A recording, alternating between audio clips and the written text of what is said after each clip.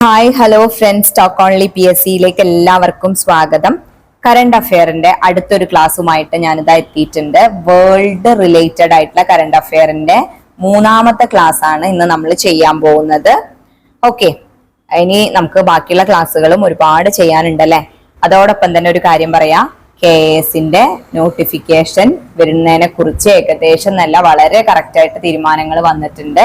നിങ്ങൾ എല്ലാവരും അതിനെപ്പറ്റി കേട്ടിട്ടുണ്ടായിരിക്കും. അപ്പോൾ KSന് വേണ്ടി നന്നായിട്ട് പ്രിപ്പയർ ചെയ്യാൻ ഈ ഒരു ക്ലാസ്സുകൾ, അതായത് സെക്രട്ടേറിയറ്റ് അസിസ്റ്റന്റിനുള്ള പ്രിപ്പറേഷൻ നിങ്ങളെ സഹായിക്കും.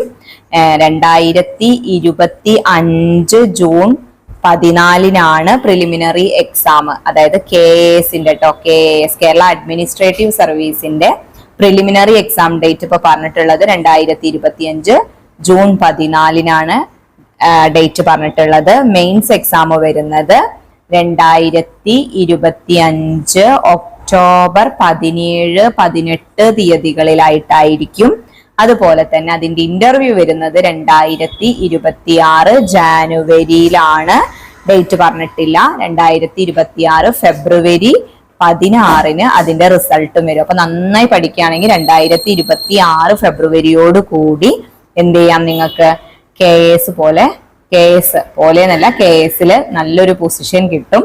അപ്പോൾ നിങ്ങൾ ആലോചിച്ച് നോക്കുക, സെക്രട്ടേറിയറ്റ് അസിസ്റ്റന്റിനെ പ്രിപ്പയർ ചെയ്യുന്ന ആളുകളെ സംബന്ധിച്ച് ഒരുപാട് ഭാഗങ്ങൾ KSനും കോമൺ ആയിട്ട് വരുന്നുണ്ട്. അപ്പൊ അതൊക്കെ നിങ്ങൾ കവർ ചെയ്യുകയാണെങ്കിൽ മാത്സും ഇംഗ്ലീഷും മലയാളം സെയിം തന്നെയാണ്, മാത്സും ഇംഗ്ലീഷും ഒക്കെ സെയിം തന്നെയാണ്. അപ്പോൾ അത് നിങ്ങൾ നന്നായിട്ട് കവർ ചെയ്തിട്ടുണ്ടെങ്കിൽ പ്രിലിംസ് കിട്ടാൻ വലിയ ടാസ്ക് ഒന്നുമില്ല. പക്ഷെ മെയിൻസ് നന്നായിട്ട് പ്രിപ്പയർ ചെയ്തേ പറ്റൂ, എന്നാൽ തന്നെ നമുക്കത് ക്ലിയർ ചെയ്യാൻ പറ്റുള്ളൂ. ഓക്കെ, അപ്പൊ ഇന്നത്തെ 10 കറണ്ട് അഫെയർ, വേൾഡ് റിലേറ്റഡ് ആയിട്ടുള്ള 10 കറണ്ട് അഫെയറിലേക്ക് നമ്മൾ കടക്കുകയാണ്. എല്ലാവരും റെഡിയല്ലേ? ആണവായുധ ശേഖരങ്ങളുടെ പട്ടികയിൽ ഇന്ത്യയുടെ സ്ഥാനം എത്രയാണ്? 6ാം സ്ഥാനത്താണ് കിടക്കുന്നത്. ആണവായുധ ശേഖരങ്ങളുടെ പട്ടികയിൽ ഇന്ത്യയുടെ സ്ഥാനം 6. സെക്കൻഡ് വൺ, അയർലൻഡ്, നോർവേ, ഏതാണ്? അയർലൻഡ്, നോർവേ, സ്പെയിൻ എന്നീ യൂറോപ്യൻ രാജ്യങ്ങൾക്ക് പുറമെ അർമീനിയയും പാലസ്തീനെ സ്വതന്ത്ര രാഷ്ട്രമായി അംഗീകരിച്ചു. അപ്പൊ അത് പഠിച്ചു വെക്കുക കേട്ടോ. അയർലൻഡ്, നോർവേ, സ്പെയിൻ എന്നീ യൂറോപ്യൻ രാജ്യങ്ങൾക്ക് പുറമെ അർമീനിയയും പാലസ്തീനെ സ്വതന്ത്ര രാജ്യമായി അംഗീകരിച്ചു. ഓക്കെ, തേർഡ് വൺ, സ്വതന്ത്ര മെക്സിക്കോയുടെ 200-ലേറെ വർഷത്തെ ചരിത്രത്തിൽ ആദ്യത്തെ വനിതാ പ്രസിഡന്റായി തിരഞ്ഞെടുക്കപ്പെട്ടത് ക്ലോഡിയ ഷെയ്ൻബോം. ആരാണ്? Claudia Sheinbaum. സ്വതന്ത്ര മെക്സിക്കോയുടെ 200-ലേറെ വർഷത്തെ ചരിത്രത്തിൽ ആദ്യത്തെ വനിതാ പ്രസിഡന്റായി തിരഞ്ഞെടുക്കപ്പെട്ടത് ആരാണ്? Claudia Sheinbaum. Okay, fourth one, Russia അടുത്തിടെ ഭീകരരുടെ പട്ടികയിൽ ഉൾപ്പെടുത്തിയ മുൻ ലോക ചെസ് ചാമ്പ്യനാണ് ഗാരി കാസ്പറോവ്. ഗാരി കാസ്പറോവ് ആണ് റഷ്യ അടുത്തിടെ ഭീകരരുടെ പട്ടികയിൽ ഉൾപ്പെടുത്തിയ മുൻ ലോക ചെസ് ചാമ്പ്യൻ. നേപ്പാളിന്റെ ഔദ്യോഗിക ടൂറിസം തലസ്ഥാനമായി പ്രഖ്യാപിച്ചത് പൊക്ര എന്നായാലും പൊഖാറ, എന്താ പറയാ, നമ്മളെ പണ്ട് മോഹൻലാലിന്റെ ഒരു യോധ എന്ന് പറഞ്ഞ സിനിമയിൽ ഉണ്ടല്ലോ അല്ലെ, അമ്മാവൻ പോക്രയ്ക്ക് പോയി എന്നൊക്കെ പറയുന്ന ആ സ്ഥലമാണോ എന്ന് എനിക്കൊരു ഡൗട്ട് ഉണ്ട്. അപ്പൊ നേപ്പാളിന്റെ ഔദ്യോഗിക ടൂറിസം തലസ്ഥാനമായി പ്രഖ്യാപിച്ചത് പൊഖ്ര.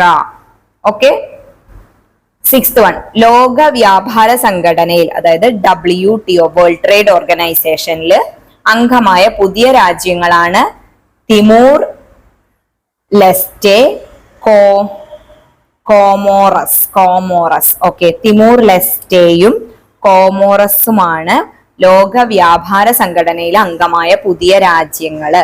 സെവൻത് വൺ, ലോക സന്തോഷ സൂചിക പ്രകാരം ഏറ്റവും സന്തോഷം കുറഞ്ഞ രാജ്യം അഫ്ഗാനിസ്ഥാനാണ്. 143ാമത്തെ സ്ഥാനാണ് അഫ്ഗാനിസ്ഥാന്.